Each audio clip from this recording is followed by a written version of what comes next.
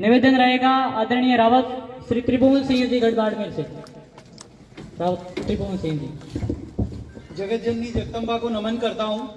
तत्पश्चात आज के इस सुंदर कार्यक्रम में पधारने के लिए कर्नल मानवेंद्र सिंह जी, अरविंद सिंह जी भाटी का मैं बहुत आभार प्रकट करता हूं।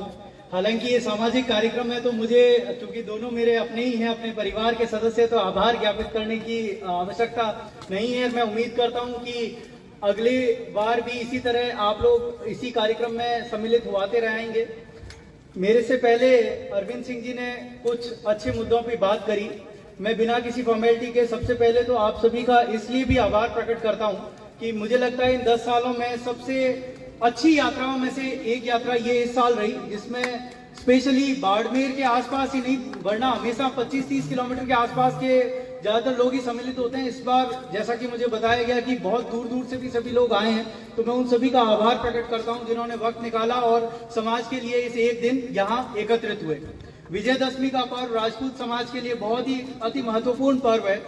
जैसा कि आजकल हम देखते हैं कि हर समाज साल में कम से कम एक दिन किसी एक जगह पर एकत्रित जरूर होता है, पर ये सिर्फ हमारा ऐसा समाज है जो मुझे लगता है कि हम किसी भी जगह पे एकत्रित होना हमारे लिए बड़ा मुश्किल है।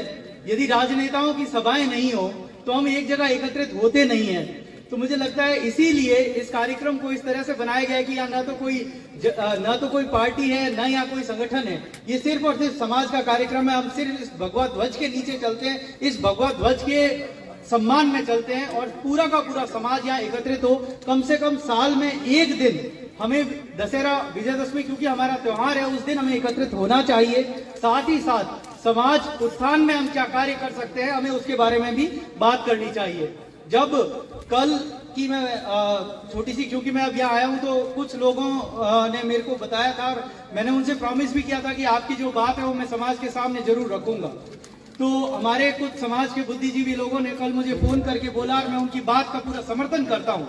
उन्होंने मेरे से ये कहा कि समाज में, क्योंकि ये एक बड़ा कार्यक्रम है, इसको छोड़ के हम सभी परिवार के सदस्य एक साथ एक जगह नहीं बैठते हैं। मान लीजिए किसी राजनेता की रैली में जाते हैं तो एक ही तरफ के लोग होते हैं, दूसरी तरफ के लोग नहीं होते। इस कार्यक्रम में समाज के लगभग सभी वर्गों से आए हुए, सभी जुक्ति भी उपजातियां हैं, सबसे आए हुए लोग यहाँ सम्मिलित हैं।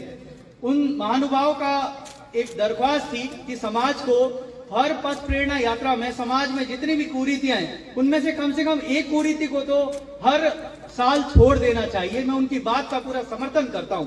उन्होंने अपनी तरफ से प्रस्ताव रखा है कि हमारे यहाँ पे आजकल शादी ब्याह में खर्चा तो देखिए सब अपनी हैसियत के हिसाब से करते ही हैं, परंतु ये रात को जो पार्टियां होती है, टेबल लगाने वाला सिस्टम है, उनका ये बहुत अच्छा सुझाव था कि समाज को इसके बारे में विचार करना चाहिए।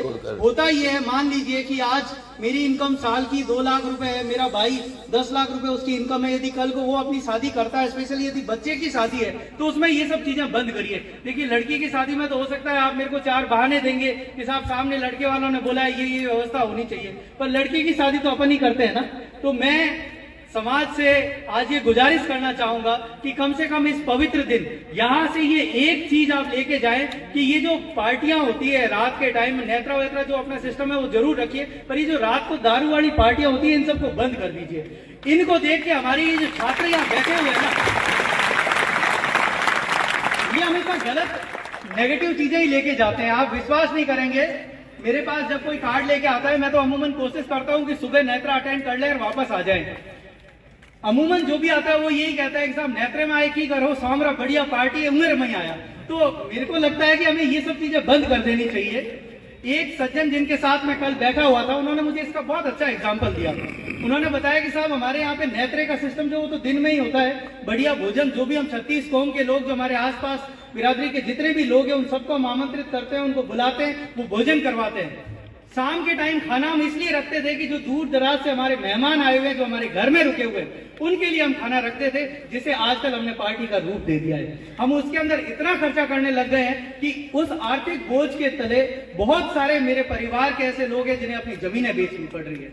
मुझे लगता है हमें इस और सोचने की, विचार करने की आवश्यकता है। देखिए, आज किसी को भी आप कहते हैं ना कि यहां से आप फतवा जारी नहीं कर सकते, परंतु मैं अपनी तरफ से, पूरे समाज की तरफ से आप सभी से ये गुजारिश करूंगा कि कम से कम, चलिए आप उसे बंद नहीं कर सकते तो उसे कम तो करिए, कम से कम लड़के की शादी में तो बंद करिए। आपको यदि इतना ही वो है कि नहीं हमारे घर में मेहमान आएंगे, हम उनके लिए 5 पकवान बनवाएंगे, 5 तरह के दारू रखेंगे, रखिए, पर कम से कम उसका नंबर तो लिमिट करिए। कम से कम अपने परिवार से बाहर दूसरे लोगों को तो उसमें मत बुलाइए, क्योंकि आपको देखकर दूसरे हमारे समाज के जो भाई है जिनकी आर्थिक स्थिति अच्छी नहीं है, उन लोगों की स्थिति बहुत ज्यादा खराब हो जाती है। तो कल मेरे परिवार के एक सदस्य ने मेरे से ये गुजारिश करी थी कि ये प्रस्ताव मैं आप सबके सामने रखूं, जो मैं आपके सामने रख रहा हूं।